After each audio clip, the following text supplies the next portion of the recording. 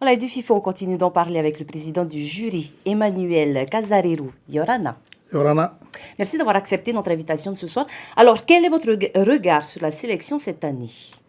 Comme d'habitude, elle est très riche. Petit regret quand même, c'est qu'il n'y a pas de film polynésien. Heureusement, on va les voir hors compétition, mais il y a quand même une belle brochette. Et puis, comme d'habitude, j'ai l'impression qu'il y a ce formidable travail qui se voit pas souvent, enfin dont on parle pas beaucoup, qui est le travail de sélection du FIFO. Et c'est ce qui fait vraiment l'intérêt du FIFO, c'est cette exigence dans la sélection des films pour n'offrir finalement que les meilleurs à la sélection. Quels sont les temps forts justement de cette 19e édition? Les temps forts, c'est évidemment pour le public, je pense, c'est la découverte de tous ces films, c'est-à-dire ceux qui sont en compétition, ceux qui sont hors compétition, parce que ça vous offre un kaléidoscope fantastique sur la région.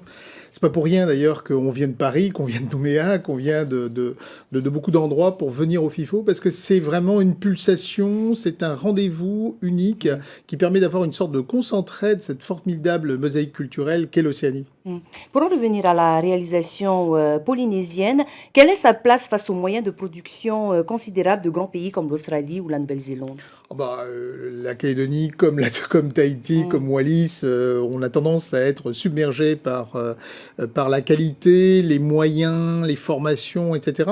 Mais je pense que ce qui est intéressant, et c'est ce qui touche le cœur de ceux qui regardent ces films, c'est ce qu'on dit, en fait. C'est les paroles, c'est la manière, c'est le message qui est dit.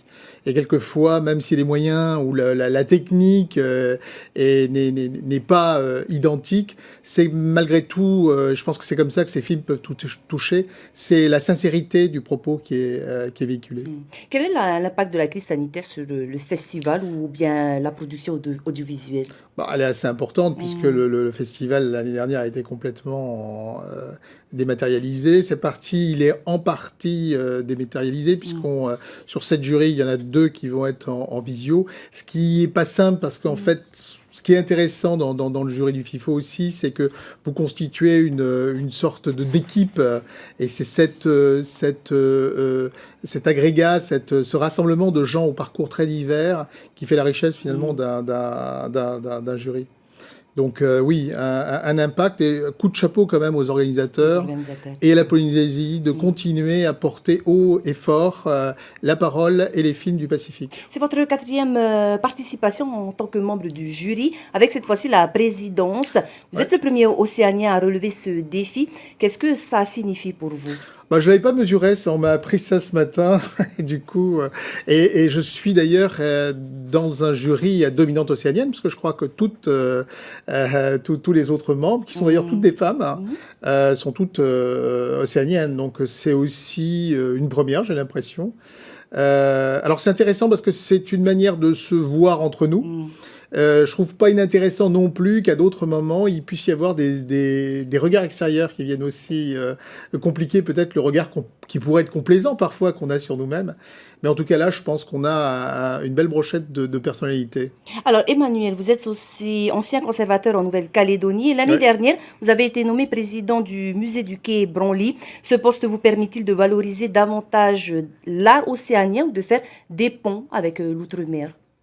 Oui, enfin j'ai été nommé en 2020, en mai 2020. Oui, c'est un poste vraiment intéressant. D'ailleurs, je souligne que le président du musée du quai Branly est venu aussi, mon prédécesseur a été membre de plusieurs FIFO, a même présidé aussi un jury.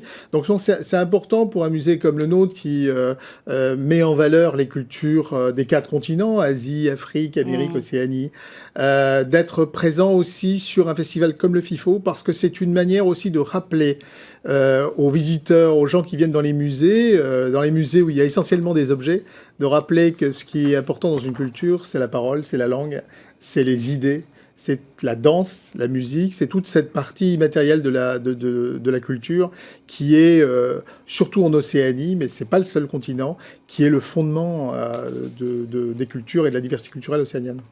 Emmanuel Casarero, merci beaucoup d'avoir répondu à nos questions ce soir, Maruru. Maururu.